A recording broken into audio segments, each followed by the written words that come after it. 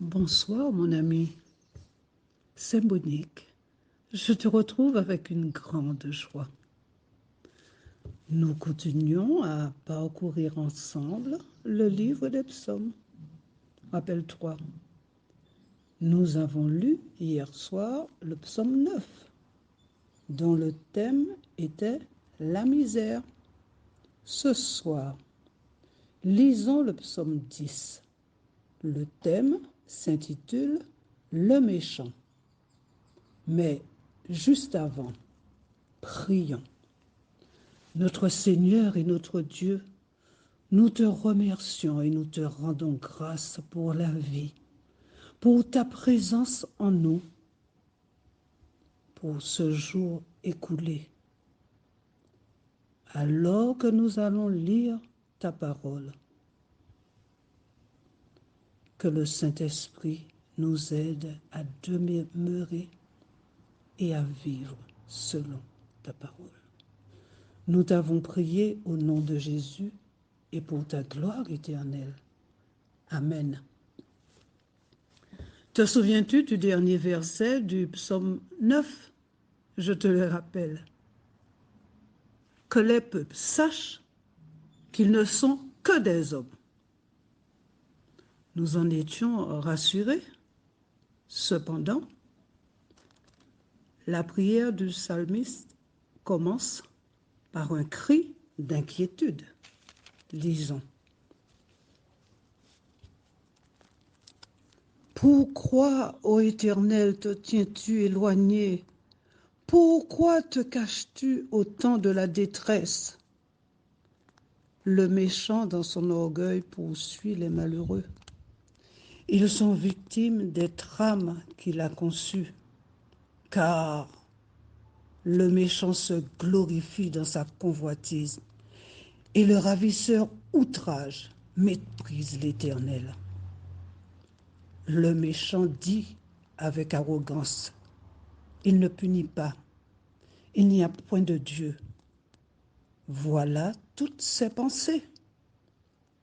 Ses voies réussissent en tout temps. Tes jugements sont trop élevés pour l'atteindre. Il souffle contre tous ses adversaires. Il dit en son cœur, je ne chancelle pas. Je suis pour toujours à l'abri du malheur. Sa bouche est pleine de malédictions, de tromperies, de fraude. Il y a sous sa langue de la malice et de l'iniquité. Il se tient en embuscade près des villages. Et il assassine l'innocent dans les lieux écartés.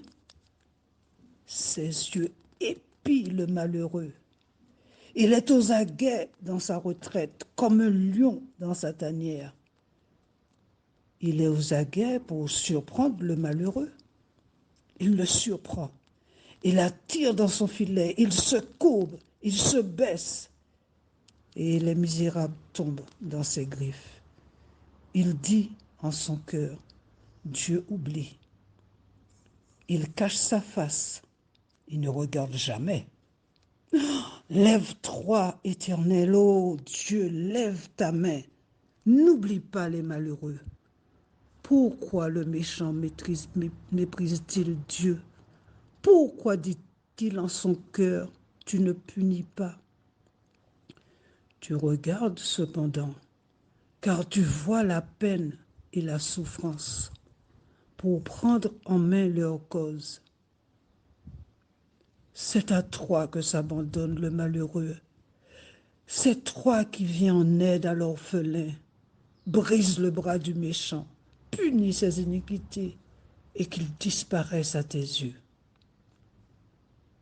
L'Éternel est roi, à toujours et à perpétuité. Les nations sont exterminées de son pays.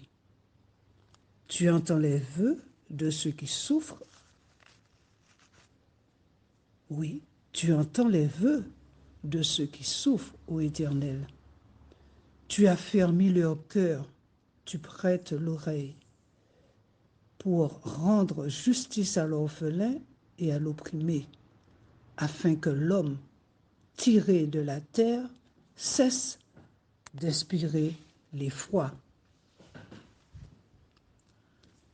Effectivement, la prière du psalmiste commence par un cri d'inquiétude.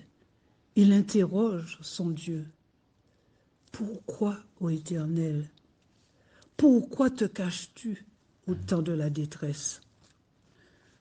Cela nous rappelle, toi et moi, tous nos pourquoi que nous adressons à l'Éternel au milieu de nos épreuves, n'est-ce pas? Pourquoi les injustices? Pourquoi la trahison? Pourquoi la mort quand elle frappe à notre porte et emporte notre chair? Je l'ai vécu et là, c'est l'incompréhension totale. Incompréhension de l'ordre établi par Dieu. En ce moment, on s'imagine que l'Éternel nous a abandonnés. La souffrance est telle qu'on a l'impression, si je puis m'exprimer ainsi, que le ciel nous tombe sur la tête. Et dans le même temps, en réfléchissant, ce qui fait la richesse de l'enseignement que nous donne la Bible, c'est qu'elle nous enseigne comment nous relever. Que fait le psalmiste? Il nous montre la voie à suivre. Il se tourne vers l'Éternel avec confiance. N'est-il pas écrit? Notre secours est dans le nom de l'Éternel qui a fait le ciel et la terre. Mon ami, mon frère, ma sœur en Jésus, faisons de même quand l'ennemi se presse à nos portes. La Bible nous dit, confie-toi en l'Éternel, mets en lui ta confiance et il agira. Dans ton cœur, garde l'assurance que ta prière est entendue, que ta prière est exaucée. La Bible dit encore, quand le juste crie, l'Éternel entend.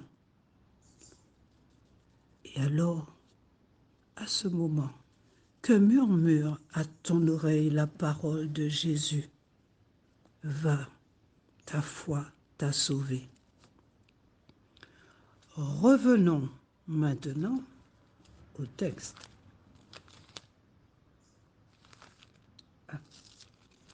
Nous allons pousser nos pages. Des versets 2 au verset 11. Voilà. Le psalmiste fait une longue et effrayante description du méchant à l'œuvre. Le méchant dans son orgueil poursuit les malheureux. Ils sont victimes des trames qu'il a construites. Le méchant se glorifie en sa convoitise. Le méchant dit avec arrogance, il ne punit pas. Il souffle contre tous ses adversaires. Il dit en son cœur, je ne chancelle pas. Je suis pour toujours à l'abri du malheur. Et au verset 11, il dit en son cœur, Dieu oublie. Il cache sa face. Il ne regarde jamais.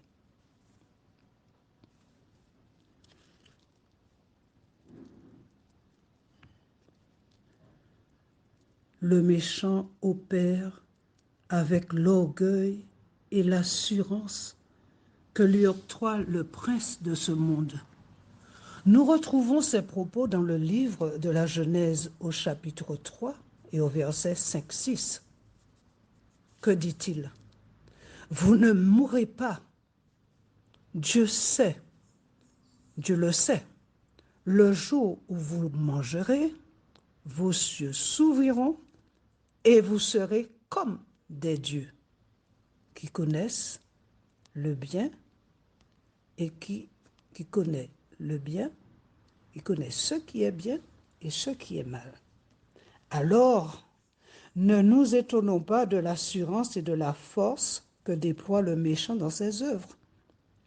Ami, toi qui as remis ta vie entre les mains de ton Dieu et notre Dieu, lui qui veille sur son petit troupeau, rappelle-toi,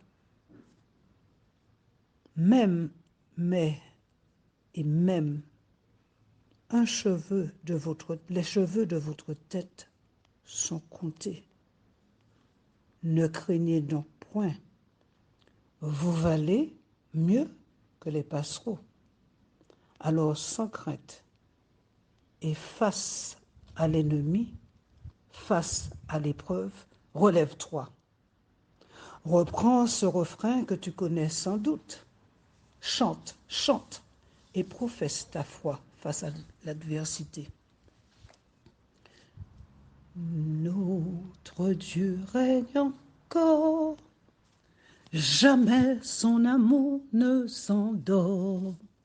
Le vent se déchaîne, nos cœurs sont en peine, mais Dieu nous conduit à bon port. Notre Dieu règne encore, jamais son amour ne s'endort. Ce qu'il nous promet reste vrai à jamais. Notre Dieu règne encore. Revenons à notre psaume du verset 17 au verset 21. C'est le triomphe du bien sur le mal. L'Éternel se montre. Il fait justice. Nous citons, il enlace le méchant dans les œuvres de ses mains. Et si les méchants ne recherchent pas Dieu, prions pour eux. Prions également pour nous-mêmes, afin que nous sortions toujours grandis de nos épreuves. Je vous propose le chant « Aimez-vous » de John Littleton. Aimez-vous comme je vous ai aimé. Aimez-vous chacun comme des frères. Aimez-vous, je vous l'ai demandé. Aimez-vous, aimez-vous. Je vous laisse la paix, je vous donne ma paix, pour que vous la portiez autour du monde entier. Aimez-vous comme je vous ai aimé. Aimez-vous chacun comme des frères. Aimez-vous, je vous l'ai demandé. Aimez-vous, aimez-vous. Soyez témoins d'amour, soyez signes d'amour, pour que vous le portiez autour du monde entier. Aimez-vous comme je vous ai aimé. Aimez-vous chacun comme des frères. Aimez-vous, je vous l'ai demandé. Aimez-vous, aimez-vous.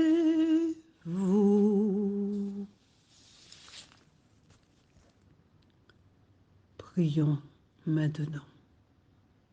Notre Seigneur et notre Dieu, nous te remercions pour ce temps de partage autour de ta parole.